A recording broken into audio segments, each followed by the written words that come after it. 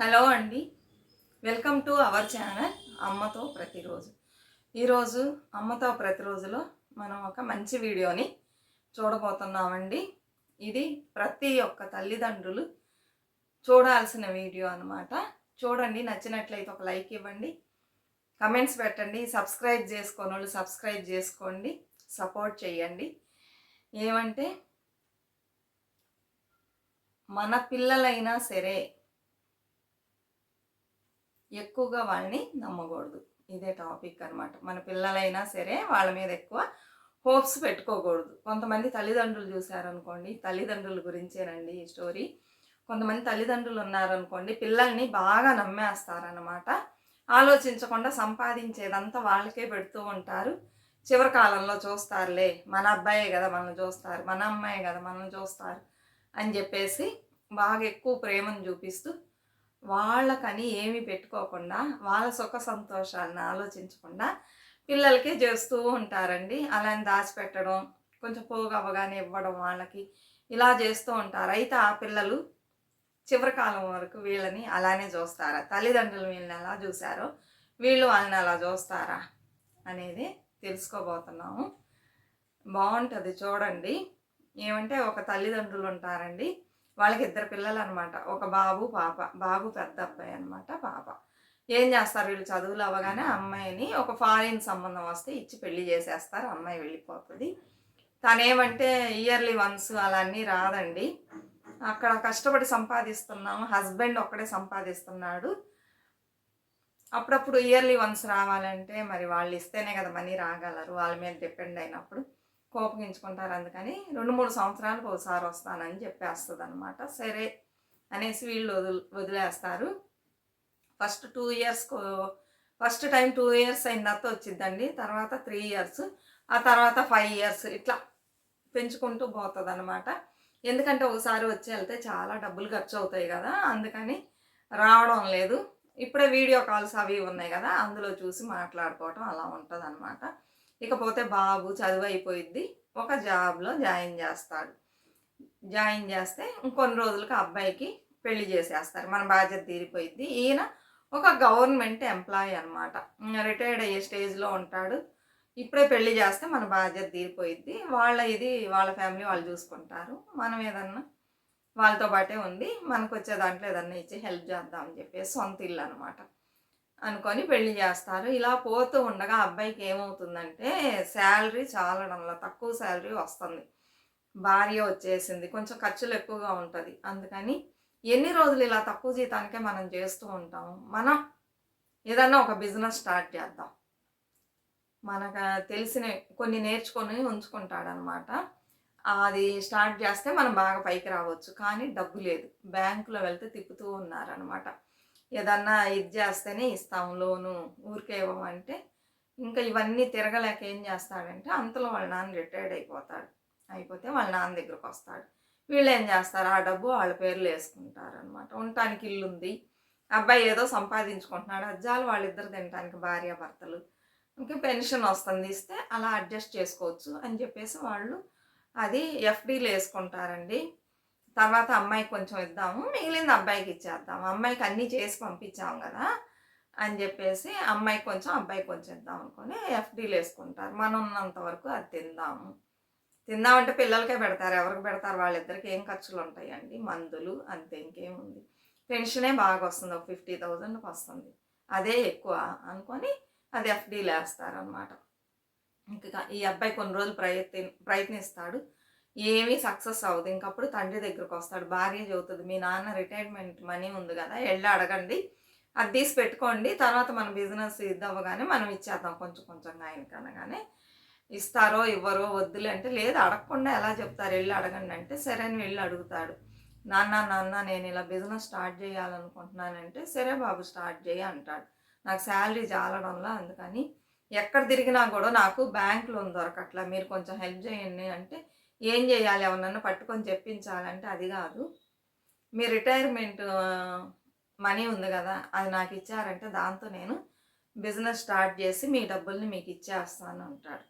అంటే ఈయన అంటాడు, లేదు బాబు, అది మేమిద్దరం, మాకు ఫ్యూచర్లో ఏమన్నా అవసరాలు వస్తాయి, ఎవరి దగ్గరికి వెళ్ళి నుంచుంటాం? మిమ్మల్ని ఇబ్బంది పెట్టడం మాకు ఇష్టం లేదు. అమ్మాయిని అడగకూడదు, పెళ్లి చేసి ఇచ్చిన తర్వాత, అందుకని పెట్టుకున్నాము. అవి మాత్రం అడక్క అంటే, నాన్న నువ్వు కన్న తండ్రివి, నువ్వే ఇలా చెప్తే ఎలా? ఇప్పుడు నా లైఫ్ ఏంటి? నా భార్య నన్ను గౌరవిస్తుందా ఇంత తక్కువ జీతానికి? రేపు పిల్లలు వాళ్ళు వస్తే మేము ఫ్యామిలీని రన్ చేయగలమా? ప్లీజ్ ఎలా అయినా సహాయం చేయండి, మీరే ఎలా చెప్తే ఎలా అని చెప్పేసి ఎలా అన్నీ మాట్లాడితే ఆ తండ్రి కన్విన్స్ అవుతాడని తెలిసి పెట్టుకొని అలా అన్నీ మాట్లాడి ఒప్పిస్తాడు. ఇంకా వాళ్ళ అమ్మకు కూడా జాలి వేసి సరే ఇవ్వండి అంటే, అప్పుడు వాళ్ళ నాన్న అంటాడు, చెల్లికి ఇవ్వాల్సిన డబ్బు తీసుకొని మిగిలిన డబ్బు ఇస్తాను, నువ్వు తీసి పెట్టుకొని స్టార్ట్ చేసి మళ్ళీ నాకు ఇచ్చేయాలని చెప్తాడనమాట. చెప్పగానే అదే చాలదు నాకు, అందులో ఇంకా చెల్లికి తీస్తే ఏముంటుంది, మొత్తం ఇవ్వండి, నేను సంపాదించి చెల్లికి ఇస్తాను అని చెప్పేసి గట్టిగా కూర్చుంటాడండి. ఇవ్వాలి అని చెప్పేసి ఇంకేం చేస్తారు, సరే అని చెప్పేసి ఇస్తారు. ఇచ్చేటప్పుడే చెబుతారు మళ్ళీ మాకు రిటర్న్ ఇవ్వాలి మనీ అని. తప్పకుండా ఇస్తానని చెప్పేసి తీసుకెళ్ళి బిజినెస్ స్టార్ట్ చేస్తాడండి. మెల్లమెల్లగా కష్టపడతాడు. అయితే కష్టపడతాడు, ఎలా పడితే అలా చేయకుండా కష్టపడగానే బిజినెస్ కొంచెం కొంచెం పికప్ అవుతూ ఉంటుంది. ఇంకా మనుషులు కావాల్సి వచ్చింది అనమాట. ఇతను బయటికి వెళ్ళి చూసుకునేటప్పుడు ఆఫీస్ని చూసుకోవడానికి ఒకళ్ళు కావాలి. బయట వాళ్ళని తీసుకొచ్చి పెడితే అతనికి శాలరీ ఇవ్వాలి. ఎందుకు ఇవన్నీ? వైఫ్ ఇంట్లో ఊరికే కూర్చుంది, నువ్వు రామ్మా, నువ్వు వచ్చి చూసుకో, నేనేమన్నా బయట పనులన్నీ చూసుకుంటానంటే ఇంకా తను కూడా వెళ్ళడం స్టార్ట్ చేసింది. ఇప్పుడు ఏం చెబుతారంటే, మీరు చూసుకోండి ఇల్లుని, మేమిద్దరం బిజినెస్ చూసుకుంటామని చెప్పగానే, సరే మన ఇద్దరం ఉన్నాం కదా, పిల్లలకి హెల్ప్ చేద్దాము, ఏముంది తిండే కదా వండి పెడదామని చెప్పేసి, సరే మీరు వెళ్ళి మీ దాంట్లో మీరు కాన్సన్ట్రేషన్ చేయండి, మేము ఇల్లుని చూసుకుంటాం, ఏం భయపడొద్దని పంపిస్తారు. వాళ్ళిద్దరు బాగా కష్టపడతారండి, రాత్రి పగలు కష్టపడి. అసలు ఒక టైం కాదు, 12 అయినా కూడా అర్ధరాత్రి ఒక్కోసారి 12కి కూడా వస్తారు. అట్లా అనమాట. ఎట్లయినా సరే బిజినెస్ పికప్ చేయాలి, బాగా మంచి పొజిషన్కి తేవాలని భార్యాభర్తలు కష్టపడుతూ ఉంటారు. వీళ్ళు ఇల్లుని చూసుకుంటూ అలానే అన్నీ వండి పెడుతూ వాళ్ళకి టైంకి అన్నీ చేస్తూ ఉంటారనమాట. కొన్ని రోజులు ఇలా పోగా వీళ్ళు బాగా పైకి వస్తారు బిజినెస్లో. వీళ్ళకి వచ్చే హెల్త్ క్షీణిస్తూ ఉంటుంది అనమాట. హెల్త్ ఇష్యూస్ వస్తుంది, ఏజ్ పెరిగే కొద్దీ వస్తాయి కదా. అప్పుడు ఇద్దరికి కొంచెం ఒళ్ళు బాగోదనమాట. ఒకరోజు పిలిచి, నాన్న నువ్వు బిజినెస్లో బాగా బిజీ అయిపోయావు, మా గురించి అస్సలు పట్టించుకోవడంలా, మాకు ఒళ్ళు బాగాలేదు తెలుసా నీకు, చాలా రోజులుగా మేము కష్టపడుతున్నాం, హాస్పిటల్కి తీసుకెళ్ళడానికి కూడా ఎవరు లేరు అంటే, ఏముంది నాన్న, ఒక క్యాబ్ బుక్ చేసుకుంటే హాస్పిటల్ ముందు దించిద్ది, వెళ్ళొచ్చు కదా, దీనికి మీకు ఒక మనిషి తోడు కావాలా అంటే, లేదు అక్కడికి వెళ్ళు ఇక్కడికి వెళ్ళు, ఈ టెస్ట్లు ఆ టెస్ట్లు అంటారు, మేము నడవలేకపోతున్నాము, నువ్వు ఒకరోజు లీవ్ పెట్టి మాతో వస్తావా, మమ్మల్ని తీసుకెళ్ళి చూపిస్తావా అంటే, అవన్నీ నాకు కుదరదు, ఇప్పుడున్న సిచ్యుయేషన్లో నేను అన్నీ వదిలిపెట్టేసి రాను, ఇప్పుడే బిజినెస్ పైకి వస్తుంది, ఒక్కరోజు వదిలినా కూడా కుదరదు, మాకు చాలా లాస్ అయ్యిద్ది, అందుకని మీరిద్దరు ఎలాగోలా చూసుకోండి, లేకపోతే మీరు ఇక్కడుండి కష్టపడుతున్నట్లయితే ఇక మీద మేము పనులు కూడా చేయలేమని చెబుతారు. అట్లా కష్టపడేటట్లయితే మమ్మల్ని మేము చూసుకుంటాం, మీరు వెళ్ళి ఎక్కడన్నా హోమ్లో చేరిపోండి, అక్కడ వాళ్ళు బాగా చూసుకుంటారు, అన్నీ చూపిస్తారు,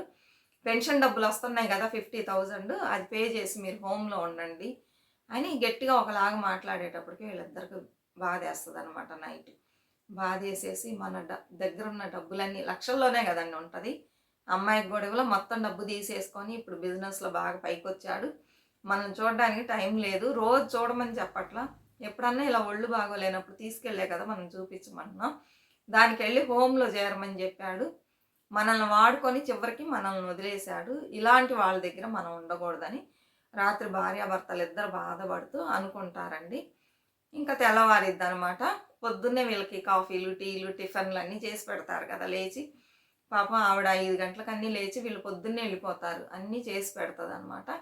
ఆ రోజు ఎప్పటిలానే ఇద్దరు భార్యాభర్తలు లేస్తారు, అంటే కొడుకు కోడలు లేచేసి చూస్తే ఏమి లైట్లు వెలగడం లేదు, కిచెన్లో కూడా లైట్ వెలగట్లా, ఏంది ఈరోజు వీళ్ళు బాగా నిద్రపోతున్నారని చెప్పేసి లైట్లు వేసి వెళ్ళి బెడ్రూమ్ తలుపులు తీసి చూస్తే లేరు, వాళ్ళ బట్టలు కనిపించలా, ఇద్దరూ లేరు. ఇంకా తర్వాత వచ్చి భార్యను లేపుతాడు, లేపి లేలే ఇట్లా వాళ్ళిద్దరు కనిపించట్లేదు, ఏమైనా చేసి పెట్టారా ఏంటి అని చూస్తే ఏమీ లేదు అని ఇంక ఇల్లంతా వెతుకుతారు, ఎక్కడ ఉండరు, ఒక లెటర్ రాయడం ఒక ఇది ఏమీ లేదనమాట.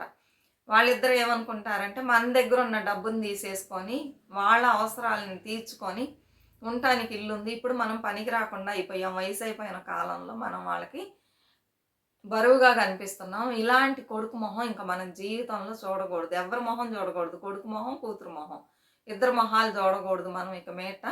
వీళ్ళకి కనిపించకూడదని చెప్పేసి వాళ్ళిద్దరు వెళ్ళిపోతారండి. వెళ్ళిపోయిన తర్వాత ఇంకా ఎవరన్నా ఇరుగు పొరుగు వాళ్ళు బంధువులు అడుగుతారు కదా! ఎక్కడ మీ అమ్మా, నాన్న అని. వాళ్ళకైనా బదులు చెప్పడానికి ఉండాలి కదా! సరే చూద్దాం ఎక్కడన్నా ఉన్నారా? ఒక మాట కంటే వెళ్ళిపోయారే రోషంగా. ఒక మాట కాదు. వాళ్ళన్న మాట తీరు ఎవరికైనా బాధగా ఉంటదనమాట. ఇన్ని రోజులు కష్టపడి పెంచి పెద్ద చేసిన తల్లిదండ్రులని డబ్బులన్నీ లాగేసుకొని ఇప్పుడు వాళ్ళకి చూసుకోవాల్సొచ్చిద్దన్నప్పుడు వెళ్ళిపోమన్నారు కదా! అందుకని వాళ్ళెళ్ళిపోయారండి. ఎక్కడికెళ్లారని తెలీలా. కొన్ని చోట్ల వెతుకుతాడు. అయితే వాళ్ళెక్కడ కనిపించలేదనమాట. ఇంకా చెల్లెలికి ఫోన్ చేస్తాడు. ఫోన్ చేసి ఇలా కనిపించట్లేదంటే, "అట్లానా? అయ్యో! ఎట్లాగొట్లా వెతుకు. నాకిప్పుడు రావడానికి గూడా టైం లేదు. మేము బిజీగా ఉన్నాము. నువ్వే చూసుకొని" చెల్లెలు ఫోన్ పెట్టేసిద్దనమాట.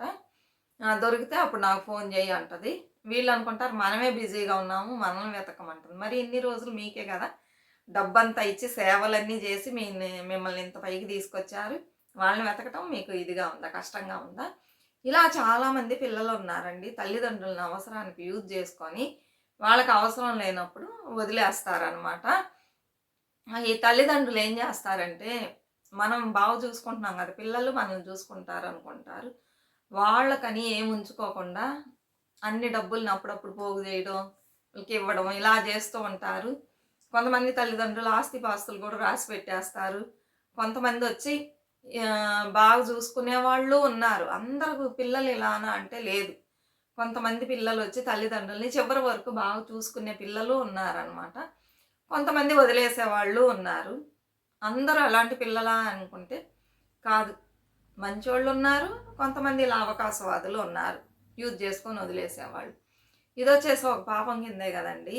అన్ని డబ్బులు లాక్కొని వాళ్ళని ఎల్లగొడితే వాళ్ళు వెళ్ళిపోమన్నాడు. హోమ్‌లో వెళ్ళి జాయిన్ అవ్వండి. ఉన్న వాళ్ళందరూ జాయిన్ అవుతున్నారంటే ఏ హోమ్‌లో ఎళ్లి జాయిన్ వాళ్ళెందుకవ్వాలి? అన్ని డబ్బులు మీకిచ్చేసి, ఇల్లిచ్చేసి నువ్వెళ్ళు ఇల్లు ఖాళీ జేసి వాళ్ళు వచ్చే పెన్షన్ పెట్టుకొని వాళ్ళు తినుకుంటారు. ఈ ఇల్లొచ్చి నీది గాదు గదా! ఆ తల్లిదండ్రులు సంపాదిచ్చిందే గదా! అలాంటప్పుడు మీరిద్దరు ఎళ్ళిపోండి బయటికి. అది వదిలేసి వాళ్ళనెళ్ళమనడానికి మీకెవరు రైట్స్ ఇచ్చారు? అంతే గదండీ! ఇలా చాలామంది వాళ్ళొక్క బాధలను అర్థం చేసుకోకుండా ఎంత కష్టపడి పెంచారు, ఎలా అన్నీ జూసారు, అవన్నీ అర్థం చేసుకోకుండా ఇప్పుడు మనకి ఒంట్లో శక్తి ఉంది అని జెప్పేసి మాట్లాడకూడదు. రేపు ఇదే మన పిల్లలు మనల్ని చేయడానికి అవకాశం ఎక్కువగానే ఉందనమాట. చూసారంటే ఎవరైతే తల్లిదండ్రులను అలా జేస్తారో వాళ్ళ పిల్లలు గూడా వాళ్ళని అలా చేయడానికి అవకాశం ఉంది. అందుకని దయచేసి వాళ్ళ డబ్బుల్ని లాక్కోవటం, వాళ్ళ చేత పనులు చేయించుకొని వదిలేయడం ఇవన్నీ ఎవ్వరు చేయకూడదు. అలానే తల్లిదండ్రులు కూడా పూర్తిగా పిల్లల మీద డిపెండ్ అవ్వకూడదు. ఇప్పుడు ఏమంటున్నారంటే, మనకిద్దరు పిల్లలున్నారనుకోండి, వాళ్ళకి కొంచెం, వీళ్ళకి కొంచెం ఇలా విడదీసి ఈక్వల్‌గా దాచిపెడుతూ ఉంటాం 2 భాగాలేసి. అలానే 3 భాగాలుగా ఏసుకోండి. వీలుంటే 4 భాగాలు గూడా ఏసుకోండి. భార్యాభర్తలకు గూడా చెరొక భాగం, చెరొక వంతు దాచిపెట్టుకోండి. నలుగురు అనుకోని దాచిపెట్టుకోండి. లేతే 3 భాగాలేసి 2 భాగాలు వాళ్ళకంటే పిల్లల్ని కన్నాము, వాళ్ళని సెటిల్ జేయడం మన బాధ్యత అంతవరకే. మనకనేది మనకి సేవింగ్స్ ఉండాలి. రేపు వాళ్ళు చూడకపోతే మనం ఏమవుతాం? హోమ్‌లో అయినా మనకు డబ్బు గావాలి గదా! ఇప్పుడు ఏం జేస్తున్నారంటే చాలామంది పిల్లలు ఫారిన్‌లో ఉంటున్నారు గదండీ! వాళ్ళకి తల్లిదండ్రులను తీసుకెళ్ళడానికి కుదరదు. వెళ్ళినా గూడా ఒక 6 మంత్స్ ఉంచుకొని మళ్ళీ పంపియాలి. అప్పుడు వీళ్ళిద్దరూ వయసయిందనుకోండి ఉండటం కష్టం గదా! అందుకని చాలామంది పేరెంట్స్ వాళ్ళే ఇష్టపడి ఎళ్ళిపోతున్నారు. 10,000 నుంచి 50,000 వరకు ఉందని చెప్తున్నారక్కడ. కట్టాల్సింది మంత్లీ. మనం ఎక్కువ డబ్బు కట్టే కొద్దీ మనకెక్కువ వసతులు కల్పిస్తారని చెప్తున్నారనమాట. వాళ్ళకి తీసుకెళ్ళి పెట్టుకోవడానికి కుదరక ఇక్కడే చూసేవాళ్ళు ఎవరు లేక కొంతమంది ఇష్టపడే వెళ్ళేవాళ్ళు గూడా ఉన్నారు. మనం ఇష్టపడి వెళ్ళేది వేరు. మన పిల్లలే మనల్నొచ్చి ఇలా చెప్పేది వేరు. ఎంత బాధగా ఉంటది గదండీ! అప్పుడు వాళ్ళ డబ్బులు వాళ్ళకివ్వండి. తీసుకొని ఎన్నో లాక్స్ తీసుకున్నారు గదా! ఇచ్చేయండి. అలానే ఇల్లు ఇచ్చేయండి. మీరే ఎళ్ళండి బయటికి. వాళ్ళుంటారు హ్యాపీగా ఎవరినైనా మనుషుల్ని పెట్టుకొని చేయించుకుంటారు అన్ని పనులు. చూపించుకుంటారు. ఏది కావాలన్నా ఉన్నారు కదా చేయడానికి. డబ్బులిస్తే అలా అనమాట. అందుకని పూర్తిగా పిల్లల మీద మనం డిపెండ్ అవ్వకూడదు. మనకని సేఫ్టీ కోసం కొంత మనీని మనం సేవింగ్స్‌లో పెట్టుకోవడం మంచిది. అలానే ఆ సేవింగ్స్‌నన్నిటిని చెప్పకూడదనమాట. లాస్ట్‌కి ఎవరికిస్తాం? పిల్లలకే ఇస్తాం. ఇంకెవరికిస్తాం? రోడ్లో పోయేవాళ్ళకిస్తాం. ఇవ్వం కదా! బయటోళ్ళకి ఎవరు ఇవ్వము.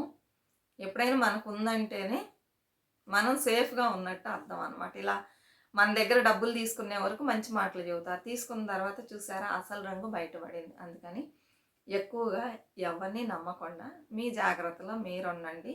అందుకని అందరు పిల్లలు అలా ఉండరండి. బాగా చూసుకునే పిల్లలు కూడా ఉన్నారు. చాలామంది ఇప్పటికీ తల్లిదండ్రులని బాగా చూసుకునే వాళ్ళు కూడా ఉన్నారు. అన్నీ గుర్తుపెట్టుకొని వాళ్ళు మన కోసం ఎంతెంత కష్టపడ్డారు, ఎలా అన్నీ చేశారని గుర్తుపెట్టుకొని చూసుకునే వాళ్ళు కూడా ఉన్నారు. ఇదేనండి ఈరోజు వీడియో. ఇంకా మంచి మంచి టాపిక్స్ ఉన్నాయి, అన్నీ మీ ముందుకు తెస్తాను. వీడియో నచ్చినట్లయితే లైక్ చేసి సబ్స్క్రైబ్ చేసుకోండి. మరొక మంచి వీడియోతో మళ్ళీ కలుద్దాం. అంతవరకు బాయ్ ఫ్రెండ్స్.